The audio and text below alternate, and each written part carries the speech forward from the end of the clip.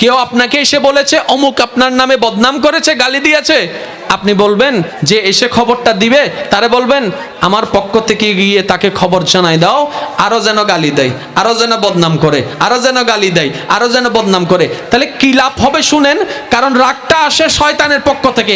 এই কথাটা বলার মাধ্যমে শয়তান আর চান্স পাবে না, সুযোগ পাবে না, এক নাম্বার।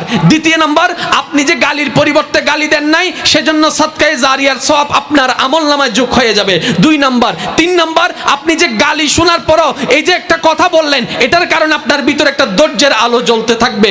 এই 3 নাম্বার, ধৈর্যের আলোটা এমন একটা গুণ যেটা বান্দার অন্তরে জ্বললে আল্লাহর রহমতও তার সাথী হয়ে যায়। কয়টা কাজ? লাভ হবে কয়টা? শুধু এটা বলবেন, আরো দিতে বল, কিছু কথা বলেন। গালির পরিবর্তে গালি, মায়ের পরিবর্তে মায়ের। কারণ আপনি যদি নিজের লাভ চান তাহলে আপনাকে এটা করতে হবে, এছাড়া দ্বিতীয় আর কোনো উপায়। কারণ মায়েরে মায়ের বাড়াই, ঝগড়ায় ঝগড়া বাড়াই, এই পর্যন্ত কখনো শান্তি হয়? কত মামলা হয়েছে, কই সমাধান তো হয় নাই। কত বিচার বৈঠক হয়েছে, সমাধান তো হয় নাই। আবু বকর সিদ্দিকের আমলে কি ঝগড়া ছিল না?